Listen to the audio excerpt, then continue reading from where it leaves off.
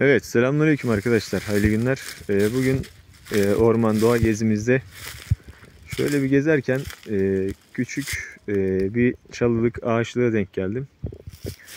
Ve de burada neredeyse tek tip ağaç var arkadaşlar. Gürgen ağacı. Çoğunluk bu şekilde gürgen ağaçlarıyla dolu. Arada bir meşe var. Kayın ağacı var şurada görülen. Ama şöyle bakacak olursak geneli güzel bir şekilde bir gürgen ormanı diyelim arkadaşlar. Herkese hayırlı günler.